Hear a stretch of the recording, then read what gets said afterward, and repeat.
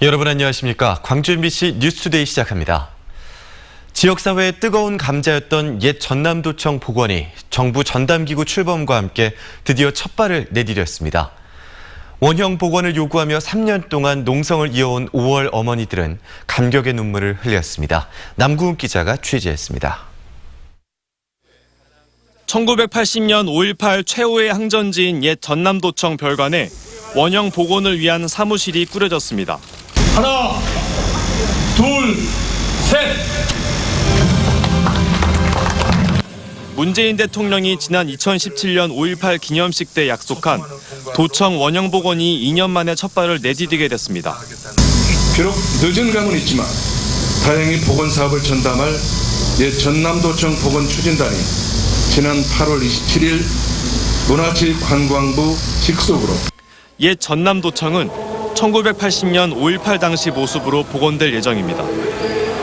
5.18 당시 시민군이 있었던 상황실과 방송실을 복원하고 도청 뒤편에 자리한 경찰국가 민원실, 상무관도 원형에 가깝게 복원됩니다. 모든 과정은 도청 지킴이 어머님들하고 보건 대책위하고 협의해서 진행할 예정입니다. 옛 전남도청 문제는 아시아문화 중심도시 조성 사업을 대선 공약으로 내건 노무현 대통령이 당선된 지난 2002년부터 지역사회 논란의 중심이었습니다. 국립아시아문화전당 건립을 위해 도청 별관을 철거하느냐 존치하느냐 치열한 논쟁 끝에 부분 철거하기로 가까스로 결론을 내고 공사에 들어갔지만 이곳은 5.18의 마지막 항쟁지이다. 구 전남도청을 온전한 5.18 기념공간으로 만들어야 한다는 우리의 뜻은 이미 천명된 바 있다. 우리는 이곳을 지킬 것이다. 전당을 다 지어놓고 난 뒤에는 5.18 최후 항쟁지가 훼손됐다며 5월 단체가 반발하고 나서면서 또다시 갈등과 반목이 계속되었습니다. 그동안 5월 유가족 어머니들의 목숨을 건 단식투쟁과 삭발투쟁 그리고 헤아릴 수 없었던 그런 상정투쟁들이 오늘의 이 자리를 만들어줬다고 생각합니다. 옛 전남도청 복원을 위해 1000일 넘게 천막 농성을 이어온 5월 어머니들은 감격해했습니다. 뭐 말을 할 것이 있어. 야 이렇게 되니까 너무 고맙고 반갑고 좋아. 너무나 좋다는 그 말밖에 할 수가 없지. 뭔 말을 한다요 또. 현재 설계작들을 대상으로 공모 사업을 벌이고 있는 문체부 추진단은 오는 2022년까지 복원을 끝낼 수 있을 것으로 보고 있습니다. 도청 건물이 옛 모습으로 복원되면 아시아문화전당의 핵심 기능인 민주평화교류원은 어디서 어떻게 수행되는지, 도청 건물에 조성된 5.18 콘텐츠 열흘간의 납입대는 어디로 옮겨질지는 앞으로 추가적인 논의가 필요합니다. 말도 많고 탈도 많았던 옛 전남도청 복원 사업이 본격적으로 시작됐습니다. 앞으로 3년 뒤 시민 최후 항쟁의 공간이었던 이곳이 우리 앞에 어떤 모습으로 나타날지 주목됩니다. MBC 뉴스 남구욱입니다. 옛 전남도청은 이렇듯 다시 본 모습을 되찾게 됐지만 5.18 진상규명은 한 걸음도 나아가지 못하고 있습니다. 5.18 피해자들을 모독한 국회의원들은 여전히 의사당을 활보하고 있습니다. 보도에 김철원 기자입니다. 5.18 진상규명 특별법이 시행된 지 1년이 됐지만 아직도 진상조사위원회는 출범하지 못하고 있습니다. 국회가 진상규명조사위원회 구성을 하지 않고 있기 때문입니다. 자유한국당이 법 시행 5달 만에 위원 3명을 추천했지만 청와대는 그중 2명을 자격 조건 미달로 임명을 거부했습니다. 이후 선거제 패스트트랙 등으로 국회가 파행을 거듭하며 진상조사위 논의는 더 나아가지 못했고 전망도 밝지 않습니다. 국방위원회 법안 소위가 열리면 그 법안을 최우선적으로 처리하기로 했어요. 그래서 지금의 목표는 이번 정기국회 때 그 법안을 통과시켜서 5월 단체들의 속은 까맣게 타들어가고 있습니다. 내년 총선까지 얼마 안 남은 시점에 전국마저 꼬여가면서 5.18 진상규명이 이대로 물거품이 되는 것 아닌가 우려하고 있습니다. 정치권에서 빨리 국회에서 답을 달라, 문제를 풀어주라 라고 그렇게 간곡히 기념사에서 밝혔음에도 불구하고 집권 여당으로서의 일말의 책임이 없지 않다. 5.18 역사 왜곡 처벌 법안도 국회에서 발목이 잡혀 있습니다. 5.18을 모독한 자유한국당 의원들은 여전히 국회의사당을 활보하고 있습니다. 5.18 피해자를 괴물이라고 표현한 김술래 의원은 당 최고위원에 복귀했고 북한군 개입을 주장한 이종명 의원은 제명안 처리가 차일피일 미뤄지고 있습니다. 5.18 40주년을 앞두고 있는 지금 광주만의 5.18이 아닌 대한민국의 5.18, 나아가 세계 속의 5.18로 자리 잡기 위해 최종적이고 불가역적인 5.18 진상규명이 필요하지만 언제 이루어질지 시간만 속절없이 흐르고 있습니다. MBC 뉴스 김철원입니다. 연휴가 짧아진 올해 추석 고속도로 귀성길은 지난해보다 정체가 심할 것으로 예상됩니다. 한국도로공사 광주전남본부는 올해 추석 연휴 기간 서울에서 광주까지 오는 데 걸리는 시간은 평균 7시간 10분으로 지난해 추석보다 1시간 50분 늘어날 것으로 전망했습니다. 반면 광주에서 서울까지의 귀경 시간은 6시간 50분으로 지난해보다 50분 줄어들 것으로 예상됩니다. 귀성길은 추석 전날인 내일 오전, 귀경길은 추석 당일인 13일 오후에 정체가 가장 심할 것으로 예상됩니다. 도로공사는 올해도 추석 연휴 기간 고속도로의 통행료가 면제된다고 밝혔습니다. 한편 광주 일부 도심의 차량 통행 제한 속도가 시속 50km로 낮춰집니다. 광주지방경찰청에 따르면 추석 연휴 기간이 끝나는 9월 셋째 주부터 금남로와 무등로, 태봉로 등 8개 도로 총 21km 구간의 제한 속도를 현재 시속 60km에서 50km로 하향 조정할 계획입니다. 광주지방경찰청은 이번 조정은 도심의 제한 속도를 낮춰 교통사고를 줄이려는 정부의 안전속도 5030 정책에 따른 것이라고 밝혔습니다. 오늘도 기온이 높게 올라 더운 가운데 오후에는 비도 지나면서 꿉꿉한 날씨가 이어지겠습니다. 현재 레이더 영상 보시면 지금은 남해상에 위치한 저기압의 영향으로 남서해안을 중심으로 비가 내리고 있는데요. 이 비는 오전 중에 모두 그치겠고 오후 들어서는 중부지방에서 남하하는 정체전선의 영향으로 광주 전남 지역에 가끔 비가 지나겠습니다. 오늘 예상되는 강수량은 광주 전남 지역에 10에서 50mm로 많지 않겠습니다. 오늘 이렇게 비 소식도 있는 가운데 날은 여전히 덥겠습니다. 광주의 낮 최고 기온은 30도 안팎까지 오르면서 평년 기온을 3도가량 웃돌겠고요. 어제만큼이나 덥겠습니다. 그 밖에 전남 지역도 오늘 30도 가까이 오르는 곳이 많겠습니다. 이어지는 추석 연휴 날씨 살펴보겠습니다. 추석 연휴 첫째 날인 내일은 오전 중에 비가 지나는 데다 종일 안개까지 짙어서 귀성길 교통안전에 각별히 주의하셔야겠습니다. 추석 당일인 금요일에는 전국에서 맑은 하늘이 드러나면서 환한 보름달 보실 수 있겠는데요. 광주의 월출 시각은 오후 6시 35분으로 예상되고 있습니다. 이어지는 주말 동안에는 대체로 구름만 많은 날씨가 이어지겠습니다. 날씨 정보였습니다. 광주시가 내년도 생활임금을 올해보다 2.6% 올려 1,353원으로 결정했습니다. 광주시는 3인 가구 기준 최저생계비와 광주 소비자 물가 상승률 등을 반영해 생활임금 수준을 결정했다고 설명했습니다.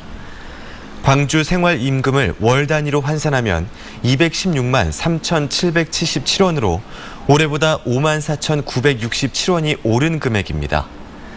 생활임금은 내년 1월부터 시청과 사업소 근로자, 출자, 출연기관 근로자 등에게 적용됩니다. 광주도시철도공사는 추석 연휴 전날인 오늘 귀성객들의 편의를 위해 지하철을 연장 운행합니다. 도시철도공사는 내일 KTX와 SRT 등 고속철도 막차 시간과 연계해 영업 종료 시간 이후 2편의 열차를 추가로 편성합니다. 추가 열차는 소태행과 평동행 모두 도시철도 광주 송정역을 0시 45분에 통과하도록 편성해 밤늦게 고향을 찾는 귀성객들에게 편의를 제공할 예정입니다. 광주 전남 지역 주요 대학들의 수시 모집 경쟁률이 5대1 안팎을 기록한 가운데 올해도 보건의료계열 학과의 경쟁률이 높았습니다. 대학별 수시 모집 평균 경쟁률은 전남대 7.3대1, 호남대 6.5대1, 조선대 5.4대1, 광주대 5.14대1, 광주여대 5.11대1, 남부대 5.02대1, 동신대 4.82대1, 송원대 4.8대1 등입니다. 또 각 대학 내에서는 치의학과와 한의의학과, 간호학과와 물리치료학과 등 보건의료계열 학과의 경쟁률이 높았습니다.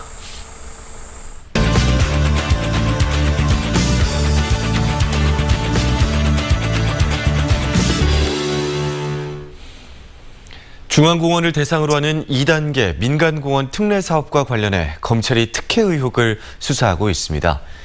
시민단체들은 광주시가 시민들의 편의보다는 건설사들의 요구대로 끌려가고 있다며 비판의 목소리를 높이고 있는데요. 광주경제정의실천 시민연합 고영삼 사무처장과 좀 더 자세한 이야기 나눠보겠습니다. 처장님 안녕하십니까? 안녕하십니까? 네, 경실련은 중앙공원 특례 사업의 제안서 변경 사항 등을 공개하라고 주장을 하고 있는데요. 이게 구체적으로 어떤 내용입니까?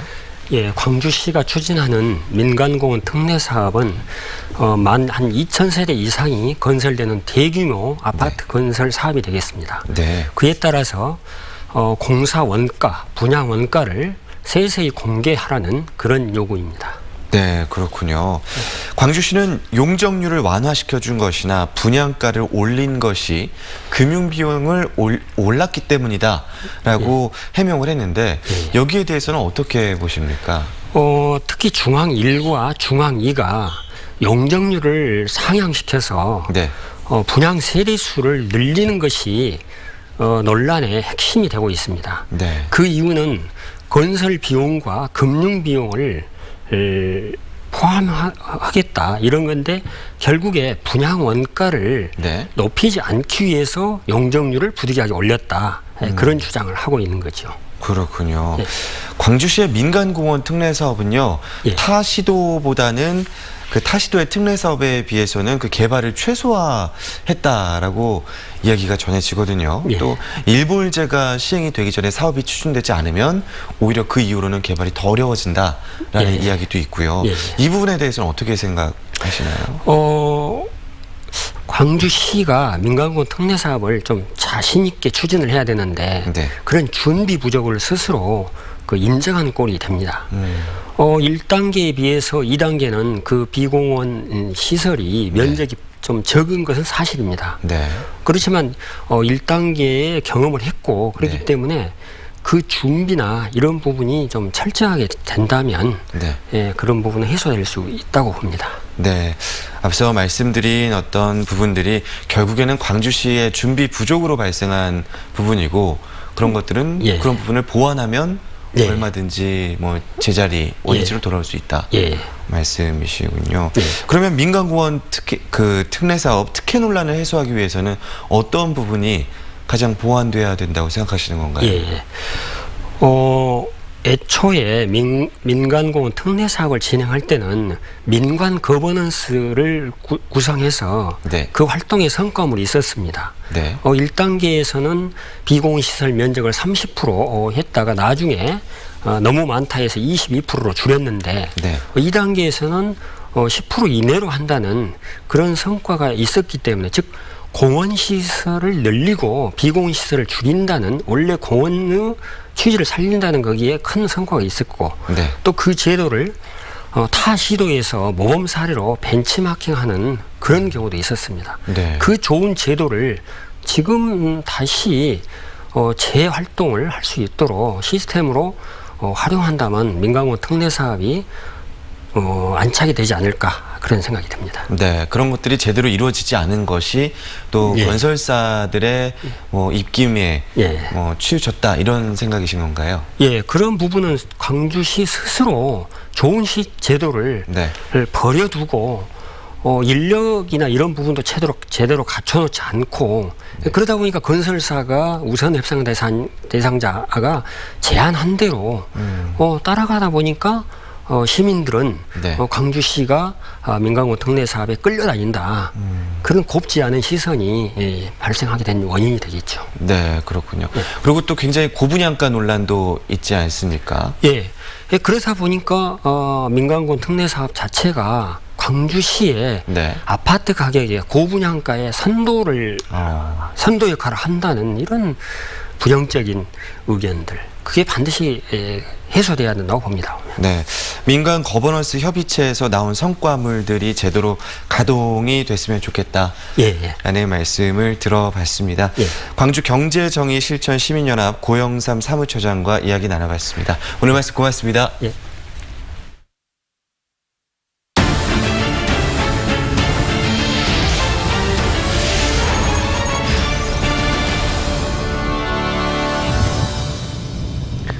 학교폭력 피해 학생들은 2차 피해에 대한 두려움 때문에 피해를 적극적으로 알리지 못하는 경우가 많습니다.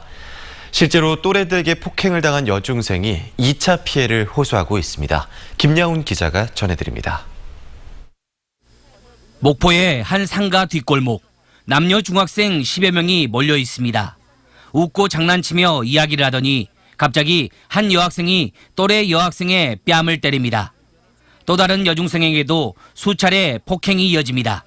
자신을 험담했다는 것이 폭행 이유입니다. 목포 지역 서너 개 중학교 학생들이 섞여 있다 보니 목포시 교육청이 학폭위를 열었습니다.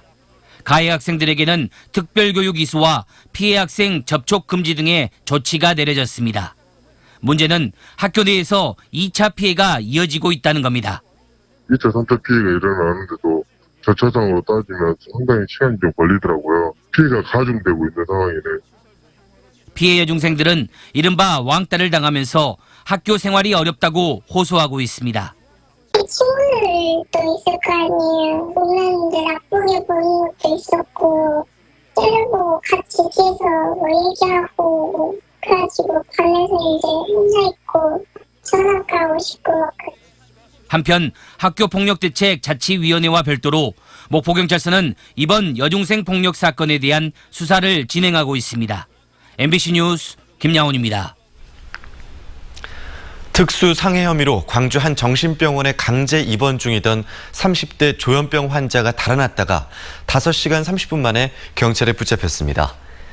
광주 북부경찰서에 따르면 어제 오후 4시 30분쯤 광주 북구 유동의 한 정신병원에서 31살 윤모 씨가 탈주했는데 5시간 30분 만인 밤 10시 경찰에 붙잡혀서 다시 병원으로 돌아갔습니다.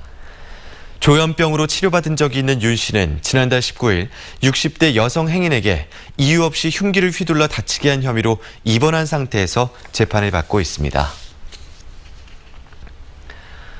광주 북부경찰서가 술을 마시고 흉기를 지닌 채 돌아다닌 혐의로 36살 A씨를 약식 재판에 넘겼습니다. A씨는 어제 새벽 1시 40분쯤 광주 북구 양산동의 한 아파트에서 과도 등 흉기 2자루를 지닌 채 돌아다닌 혐의를 받고 있습니다.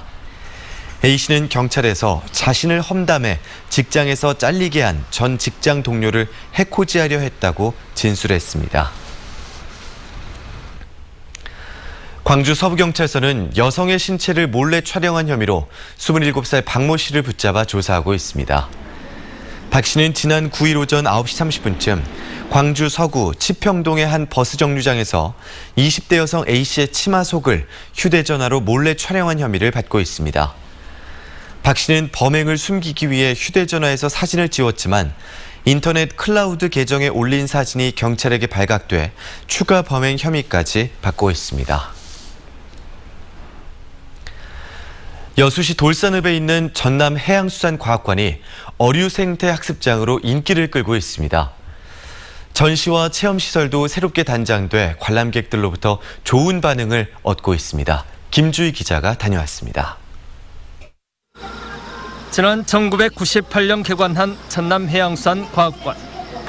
개관 이후 누적 관람객만 900만 명을 넘어선 남해안 어류생태학습 전시관입니다. 이 전남해양수산과학관이 3년여에 걸쳐 단장을 마치고 최근 새롭게 개관했습니다. 새롭게 조성된 수조 안에 남해안의 토산어종인 노랑가오리가 유영하고 있습니다. 정갱이와 고등어 등 우리 식탁에 오르는 어종들의 수중 생태도 관찰할 수 있습니다. 여기에 알록달록한 화려한 빛깔의 해수 관상어도 만나볼 수 있습니다. 19개 수조에 전시되고 있는 어류만도 96종, 1,500여 마리에 이릅니다. 새롭게 단장을 해서 처음 왔는데 아이들하고 우리 주변에서 볼 수 있는 어류들도 다양하게 볼 수 있고 또 교육적으로도 좋은 것 같습니다. 전시와 체험 공간도 새롭게 단장됐습니다. 전남의 해안선과 다양한 양식 방법을 살펴볼 수 있는 디오라마 세트장, 해양수산 관련 도서관, 체험 공간도 새롭게 마련됐습니다. 별도의 공간인 체험수족관은 직접 손으로 만져보고 몸소 체험할 수 있는 공간이거든요. 이런 고등류라든지 조개류 같은 것을 직접 손으로 만져보면서 체험할 수 있는 그런 공간들입니다. 새롭게 단장을 마친 전남해양수산과학관. 수산생물과 해양생태에 대한 이해 폭을 넓히고 수산과학의 꿈을 키우는 해양생태 체험 교육의 장으로 각광받고 있습니다. MBC 뉴스 김주입니다. 전남대학교가 2년 연속으로 국립대학 가운데 가장 많은 연구비를 수주했습니다. 교육부와 대학교육협의회가 발표한 정보 공시 지표에 따르면 전남대는 지난해 2,600여 개 연구과제에서 연구비 1,400억 원을 수주해 국립대 가운데 1위를 차지했습니다. 또 사립대까지 포함해서도 연구과제 선정수는 7위, 연구비 수주액은 8위를 기록했습니다.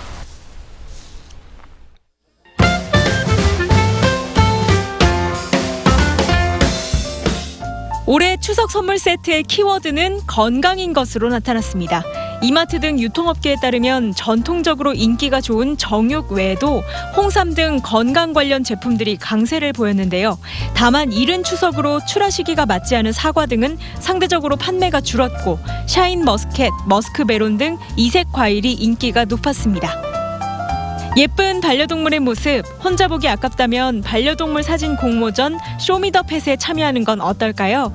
강아지나 고양이, 새, 햄스터 등 반려동물 사진을 유스케어 문화관 누리집에 디지털 파일로 제출하면 되는데요. 입상작은 유스케어 문화관 2층에 전시되고 백화점 상품권과 영화 관람권 등도 상품으로 주어집니다. 국립광주과학관이 추석 연휴 기간 달에 주목한 과학 프로그램을 운영합니다. 지구촌 민속놀이 체험과 보름달 만원경 만들기, 사이언스 매직쇼 등 이색적인 볼거리와 체험거리를 제공하고요. 3대가 함께 특별전을 관람하면 달 시계를 제공하는 이벤트도 마련됩니다. 내일부터 29일까지는 문화체육관광부가 지정한 가을 여행 주간입니다. 광주에서는 문화예술관광 자원을 활용한 프로그램들이 운영되는데요. 국립아시아문화전당, 비엔날레 전시관 등을 활용한 전시 관람과 공연으로 구성되고요. 광주 시티투어 버스, 아트살롱 파티 등 숙박시설과 연계한 체험도 있습니다. 여행 주간 누리집에 방문하면 더 자세한 내용을 확인할 수 있습니다.